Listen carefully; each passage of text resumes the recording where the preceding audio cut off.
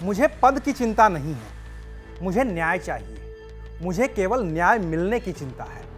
मैं पश्चिम बंगाल के मुख्यमंत्री पद से इस्तीफा देने के लिए तैयार हूं। ये अल्फाज हैं पश्चिम बंगाल की मुख्यमंत्री ममता बनर्जी के, जो कोलकाता के आरजीकर अस्पताल में ट्रेनी डॉक्टर के साथ हुई हैवानियत और हत्या के बाद से ही अपनी लापरवाही की वजह से न सिर्फ बीजेपी, अदालत और डॉक्टरों के निशाने पर हैं, बल्कि उनकी पार्टी के नेता और वो वोटर भी नाराज हैं जो आम लोग हैं।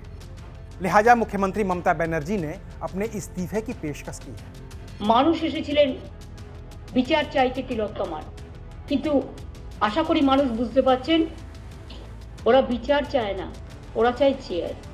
আমি মানুষের স্বার্থে এমনকি নিজে পদত্যাগ করতেও রাজি আছি। लेकिन क्या सच में ममता बनर्जी इस्तीफा देना चाहती हैं? क्या सच में मुख्यमंत्री ममता बनर्जी के लिए अपनी कुर्सी छोड़ना इतना आसान है? क्या वो अपनी लापरवाही का खामियाजा इस कदर उठाना चाहती हैं कि सत्ता ही छोड़ दें?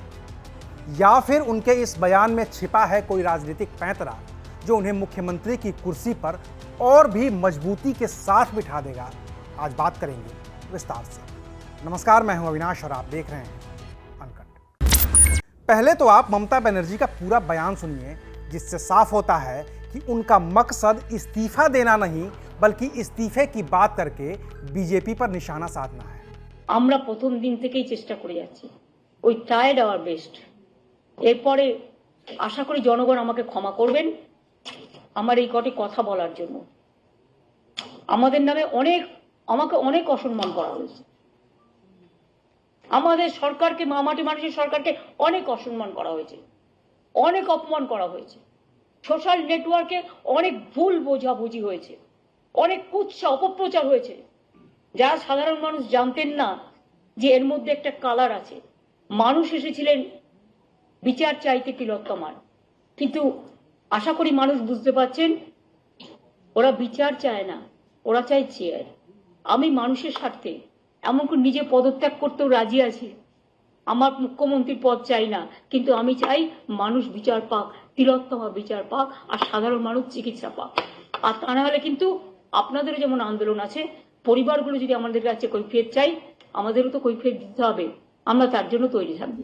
अपने बयान में ममता कह रही हैं कि प्रदर्शनकारियों को न्याय नहीं चाहिए, कुर्सी चाहिए, तो मैं जनता की भलाई के लिए अपना पद त्याग करने को तैयार हूं। यानी कि ममता बनर्जी अब भी इसी बात पर अड़ी हुई हैं कि आरजीकर वाली वारदात के बाद जो भी प्रदर्शन उनकी सरकार के खिलाफ हुए हैं और हो रहे हैं, वो सब के सब गलत हैं। तभी तो ममता बनर्जी ये भी कह रही हैं कि वो 2 घंटे तक डॉक्टरों का इंतजार करती रहीं, खाली कुर्सियों के बीच अकेले बैठी रहीं, लेकिन डॉक्टर नहीं आए और बात नहीं हो पाई। ममता बनर्जी इस बयान के जरिए ये साबित करने की कोशिश कर रही हैं कि अब गलती डॉक्टरों की है, क्योंकि वो बात ही नहीं करना चाहते हैं, बल्कि ममता बनर्जी का इस्तीफा चाहते हैं। और इसीलिए मुख्यमंत्री ममता बनर्जी ने डॉक्टरों से बात न हो पाने के बाद प्रेस कॉन्फ्रेंस में अपने इस्तीफे की पेशकश कर दी। लेकिन क्या सच में ममता बनर्जी इस्तीफा देंगी? इसका एक लाइन में जवाब है नहीं, कतई नहीं। ममता बनर्जी के इस्तीफे की पेशकश उनके सियासी पैतरे की आजमाइश है, जिसे वो तब आजमाती हैं जब वो विरोध प्रदर्शनों में घिर जाती हैं। और विरोध प्रदर्शन किसी सत्ता के लिए कितने भारी हो सकते हैं, ये ममता बनर्जी से बेहतर कोई नहीं जानता, क्योंकि ममता बनर्जी ने सत्ता के शिखर का जो मुकाम पाया है, उसकी लड़ाई उन्होंने सड़क पर ही लड़ी है। पहले कांग्रेस में रहते हुए लेफ्ट के खिलाफ, फिर कांग्रेस में रहते हुए कांग्रेस के खिलाफ, और कांग्रेस तोड़कर अपनी पार्टी बनाकर कांग्रेस और लेफ्ट दोनों के खिलाफ, और सत्ता हासिल करने के बाद बीजेपी के खिलाफ। उनकी लड़ाई हमेशा से चलती रही है, जिसका जरिया उनका प्रदर्शन ही बना है।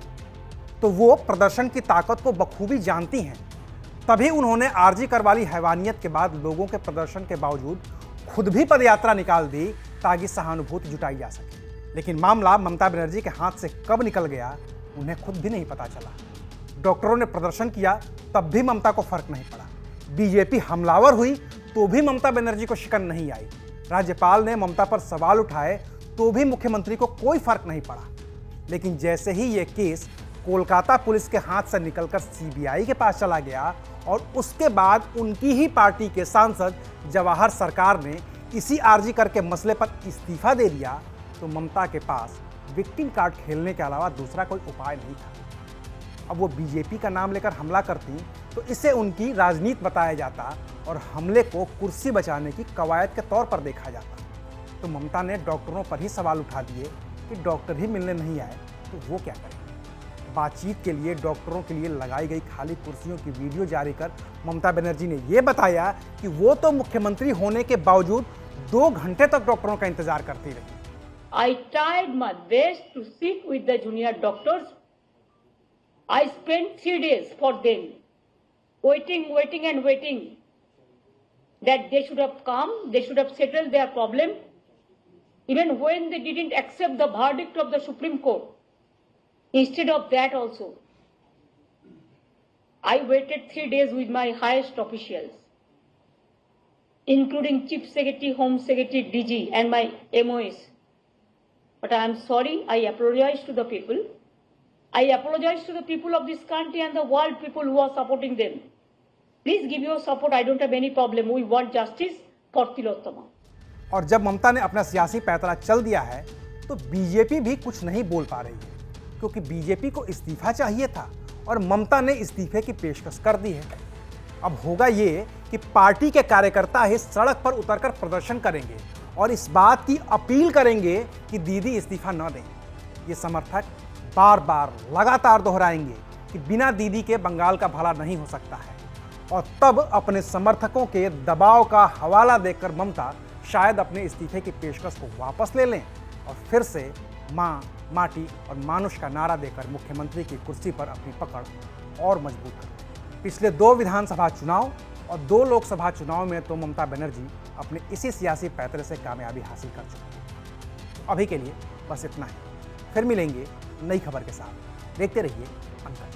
शुक्रिया।